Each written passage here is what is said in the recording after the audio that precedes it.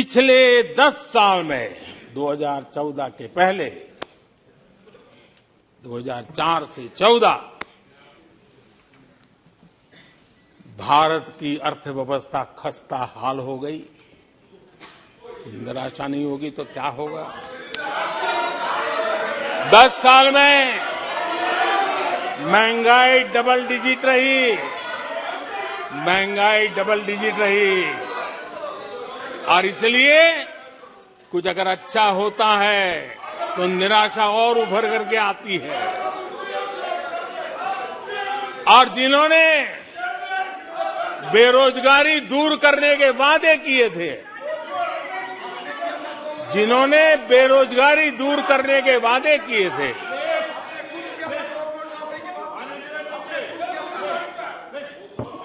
माननीय अध्यक्ष जी, एक बार जंगल में 2 नौजवान शिकार करने के लिए गए और वो गाड़ी में अपनी बंदूक नीचे उतार करके थोड़ा टहलने लगे। उन्होंने सोचा कि थोड़ा अभी आगे चलना है तो थोड़ा जरा हाथ पैर ठीक कर ले, लेकिन गए थे तो बाघ का शिकार करने के लिए और उन्होंने देखा आगे जाएंगे तो बाघ मिलेगा। लेकिन हुआ ये कि वहीं पर बाघ दिखाई दिया। अभी नीचे उतरे थे, अपनी गाड़ी में बंदूक वहीं पड़ी थी। बाघ दिखा, करे क्या? तो उन्हें लाइसेंस दिखाया कि मेरे पास बंदूक का लाइसेंस है।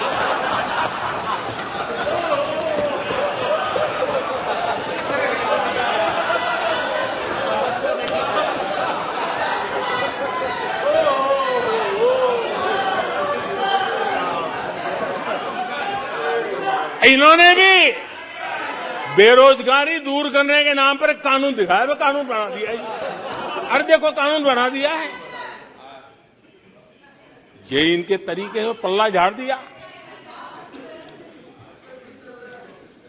4 से 14 आजादी के इतिहास में सबसे घोटालों का दशक रहा, सबसे घोटाला।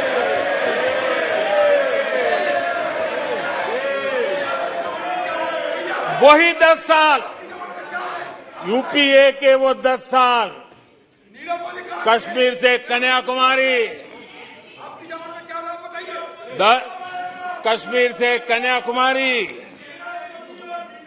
भारत के हर कोने में आतंकवादी हमलों का सिलसिला चलता रहा। 10 साल हर नागरिक असुरक्षित था। चारों तरफ यही सूचना रहती थी कि कोई अनजानी चीज को हाथ मत लगाना, अनजानी चीज से दूर रहना, वही खबरें रहती थी।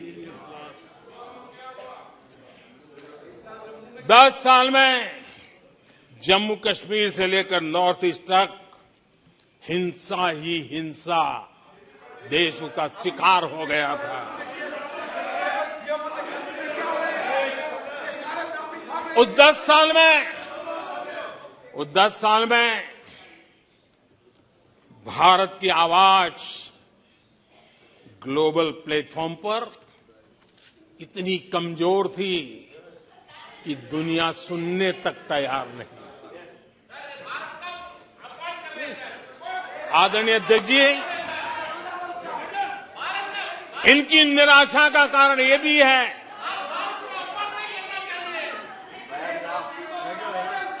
आज जब देश की क्षमता का परिचय हो रहा है, 140 करोड़ देशवासियों का सामर्थ्य खिल रहा है, खुल करके सामने आ रहा है।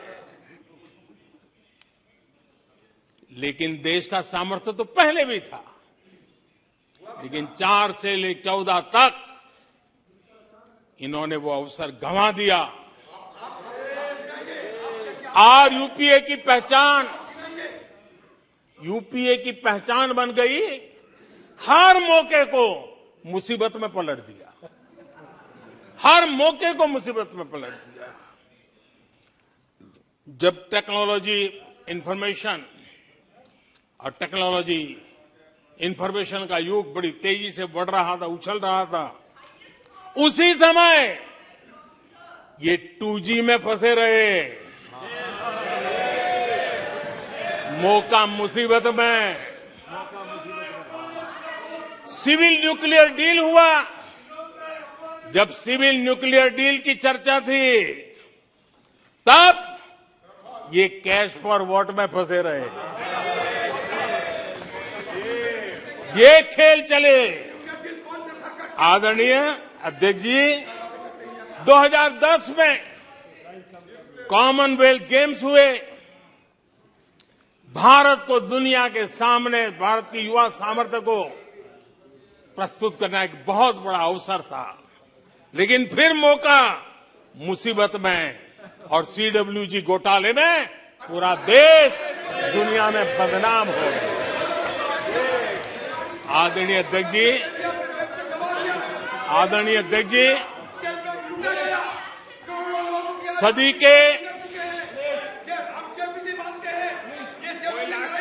सदी के दूसरे दशक में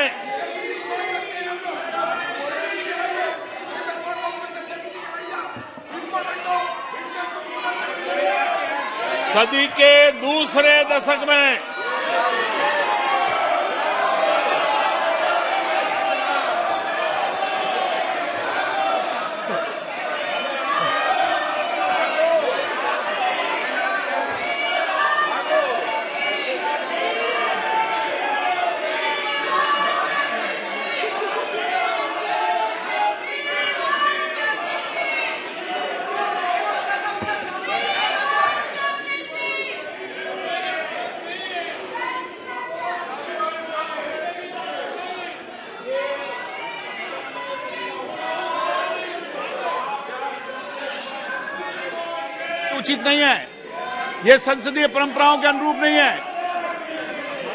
आप बिना तथ्यों के बोलते हैं और फिर सुनते नहीं हैं। प्लीज बैठिए। नो, बैठिए। No no no no no. आदरणीय अध्यक्ष जी, ऊर्जा का किसी भी देश के विकास में अपना एक महात्म्य होता है, और जब दुनिया में भारत की ऊर्जा शक्ति के उभार की दिशा में चर्चा की जरूरत थी, इस सदी के दूसरे दशक में हिंदुस्तान की चर्चा ब्लैकआउट के नाते हुई। पूरे विश्व में ब्लैकआउट के वो दिन चर्चा के केंद्र में आ गए। कोयला घोटाला चर्चा में आ गया। आदरणीय अध्यक्ष जी, देश पर इतने आतंकी हमले हुए, 2008 के हमलों को कोई भूल नहीं सकता है, लेकिन आतंकवाद पर सीना तान कर, आंख में आंख मिला करके हमले करने का सामर्थ्य नहीं था। उसे चुनौती को चुनौती देने की ताकत नहीं थी, और उसके कारण आतंकवादियों के हौसले बुलंद होते गए, और पूरा देश 10 साल तक खून बहता रहा मेरे देश के निर्दोष लोगों का। वो दिन गए थे। आदरणीय अध्यक्ष जी, जब LOC भारत के सामर्थ्य की ताकत का अवसर रहता था, उस समय डिफेंस डील को लेकर के हेलीकॉप्टर घोटाले और सत्ता को कंट्रोल करने वाले लोगों के नाम उसमें चिन्हित हो गए। आदरणीय अध्यक्ष जी, जब देश के लिए जरूरत थी और निराशा के मूल में ये चीजें पड़ी हुई है, सब उभर करके आ रहा है। आदरणीय अध्यक्ष जी, इस बात को हिंदुस्तान हर पल याद रखेगा कि 2014 के पहले का जो दशक था, द लॉस्ट डेकेड के रूप में जाना जाएगा, और इस बात को इनकार नहीं कर सकते कि 2030 का जो दशक है, ये इंडियाज डेकेड है पूरे विश्व के लिए। आदरणीय अध्यक्ष जी, थैंक यू शशि जी।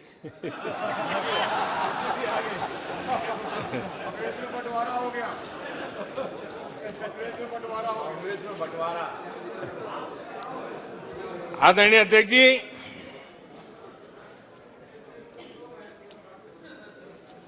लोकतंत्र में आलोचना का बहुत महत्व मैं मानता हूं और मैं हमेशा मानता हूं कि भारत जो कि मदर ऑफ डेमोक्रेसी है,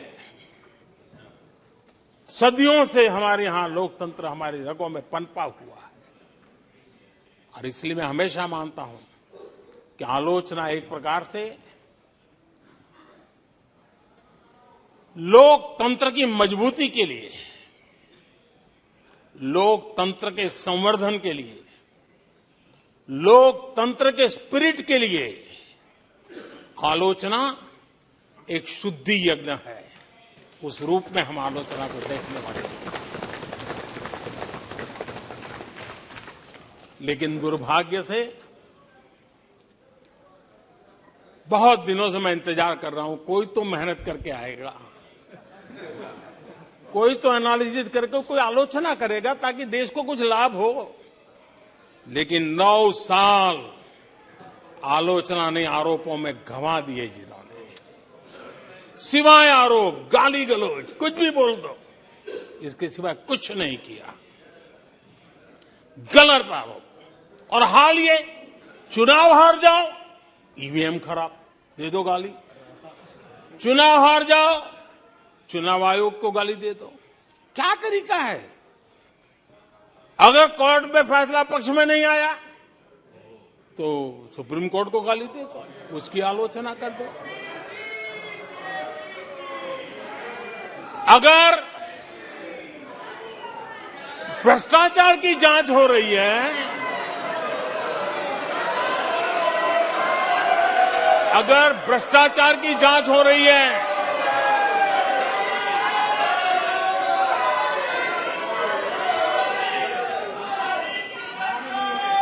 माननीय अध्यक्ष जी, अगर भ्रष्टाचार की जांच हो रही है तो जांच एजेंसियों को गाली दो।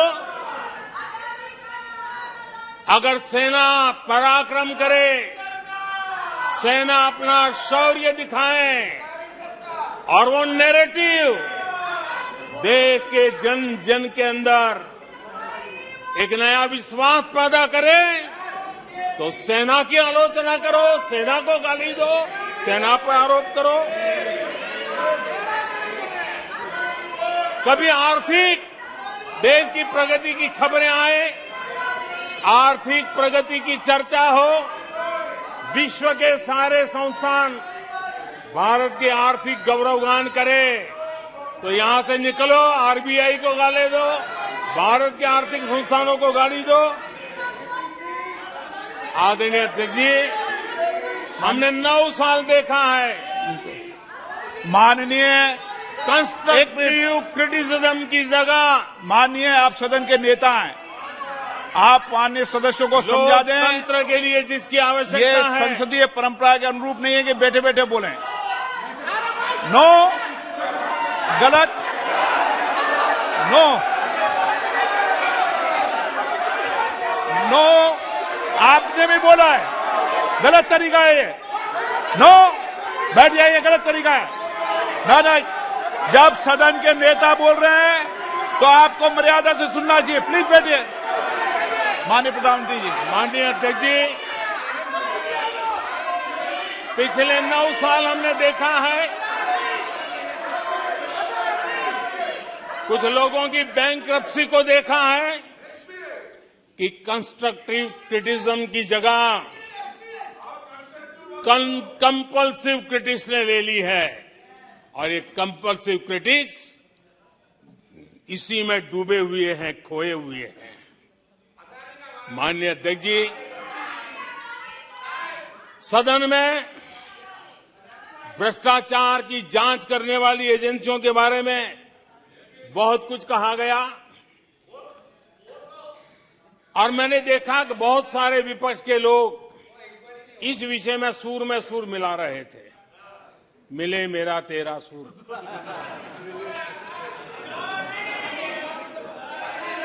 आदरणीय अध्यक्ष जी, मुझे लगता था देश की जनता, देश के चुनाव के नतीजे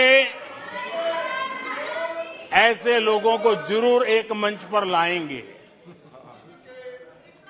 लेकिन वो तो हुआ नहीं। लेकिन इन लोगों ने ईडी का धन्यवाद करना चाहिए कि ईडी के कारण ये लोग एक मंच पे आए हैं। ईडी ने एक लोगों को एक मंच पर ला दिया है।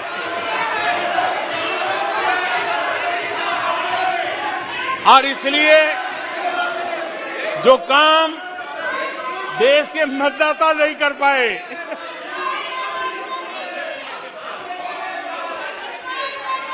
आदरणीय अध्यक्ष जी,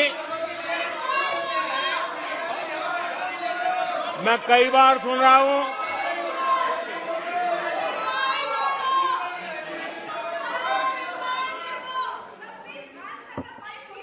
माननीय अध्यक्ष जी, मैं कई बार सुन रहा हूं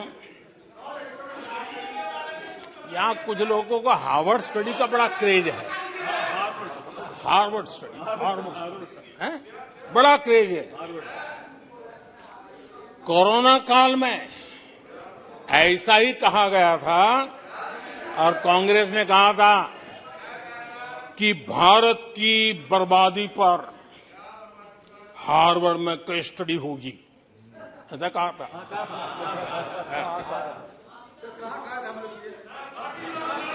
और कल फिर सदन में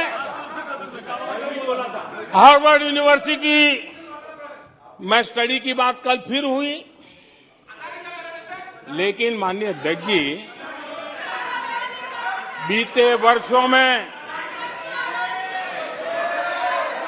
माननीय अध्यक्ष जी, बीते वर्षों में हार्वर्ड में एक बहुत बढ़िया स्टडी हुई है, बहुत इंपॉर्टेंट स्टडी हुई है। और उस स्टडी है, उसका टॉपिक क्या था मैं जरूर सदन को बताना चाहूंगा। और ये स्टडी हो चुकी है। स्टडी है the rise and decline of India's Congress party. ये स्टडी हो चुका है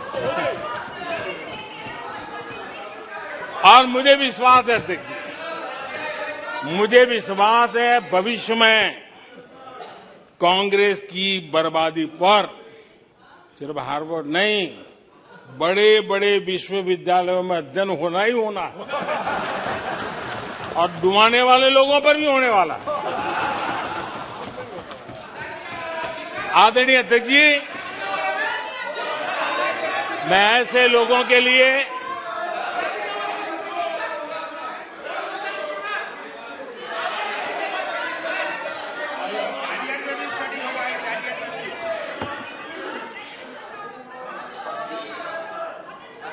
आदरणीय अध्यक्ष जी, इस प्रकार के लोगों के लिए दुष्यंत कुमार ने बहुत बढ़िया बात कही और दुष्यंत कुमार ने जो कहा है बहुत फिट बैठता है। उन्होंने कहा है, तुम्हारे पांव के नीचे, तुम्हारे पांव के नीचे कोई जमीन नहीं, तुम्हारे पांव के नीचे कोई जमीन नहीं। कमाल ये है, कमाल ये है कि फिर भी तुम्हें यकीन नहीं।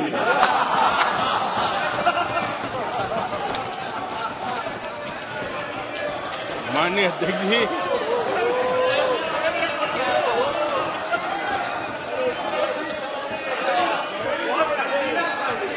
आदरणीय अध्यक्ष जी, सुनो फिर। आदरणीय अध्यक्ष जी, ये लोग बिना सर पैर की बातें करने के आदी होने के कारण उनको ये भी याद नहीं रहता है कि वो खुद का कितना कॉन्ट्राडिक्शन कहते हैं। कभी एक बात, कभी दूसरी बात, कभी एक तरफ, कभी दूसरी तरफ। हो सकता है वो आत्मचिंतन करके खुद के अंदर जो विरोधाभास है उसको भी तो ठीक करेंगे। अब 2014 से ये लगातार कोस रहे हैं, हर मौके पर कोस रहे हैं, भारत कमजोर हो रहा है, भारत की कोई सुनने को तैयार नहीं है, भारत की दुनिया में कोई वजूद नहीं रहा, न जाने क्या क्या कहा। और अब क्या कह रहे हैं? अब कह रहे हैं कि भारत इतना मजबूत हो गया है कि दूसरे देशों को दबकाकर फैसले करवा रहा है।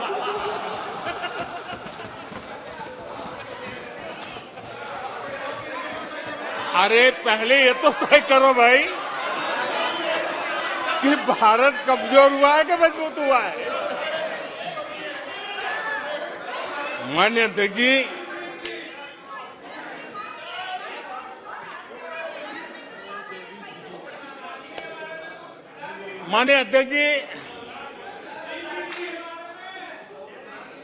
कोई भी जीवंत संगठन होता है, अगर एक जीवंत व्यवस्था होती है, जो जमीन से जुड़ी हुई व्यवस्था होती है, वे जनता जनार्दन में क्या चलता है लोगों के अंदर उसका चिंतन करता है, उससे कुछ सीखने की कोशिश करता है और अपनी राह भी समय रहते हुए बदलता रहता है। लेकिन जो अहंकार में डूबे होते हैं, जो बस सब कुछ हम ही को ज्ञान है, सब हमारा ये सही सही है, ऐसी जो सोच में जीते हैं, उनको लगता है कि मोदी को गाली देकर के ही हमारा रास्ता निकलेगा, मोदी पर झूठे अनाप शनाप कीचड़ उछाल करके ही रास्ता निकलेगा। अब 22 साल बीत गए, वो गलतफहमी पाल करके बैठे हुए हैं।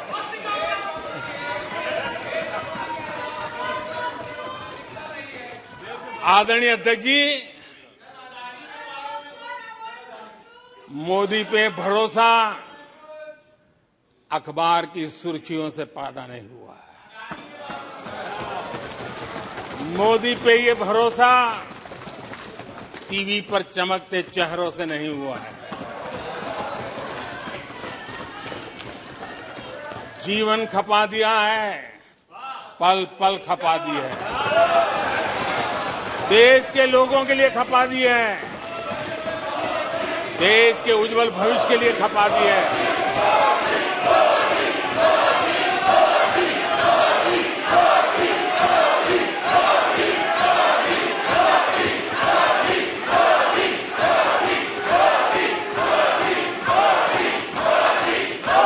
आदरणीय अध्यक्ष जी,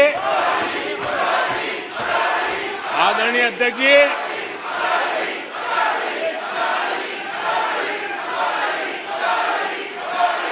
आदरणीय अध्यक्ष जी,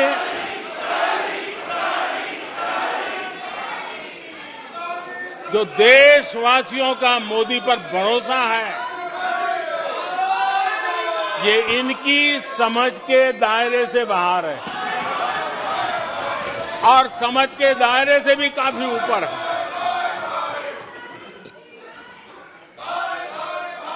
क्या ये झूठे आरोप लगाने वालों पर मुफ्त राशन प्राप्त करने वाले मेरे देश के 80 करोड़ देशवासी क्या कभी उन पर भरोसा करेंगे क्या? आदरणीय अध्यक्ष ji, one nation one ration card देश भर में कहीं पर भी गरीब से गरीब को भी जब राशन मिल जाता है, वो आपकी झूठी बातों पर, आपके गलत गलीच आरोपों पर कैसे भरोसा करेगा? आदरणीय अध्यक्ष जी, जिस किसान के खाते में साल में 3 बार पीएम किसान सम्मान निधि के 11 करोड़ किसानों के खाते में पैसा जमा होते हैं, वो आपकी गालियां, आपके झूठे आरोपों पर विश्वास कैसा करेगा? आदरणीय अध्यक्ष जी,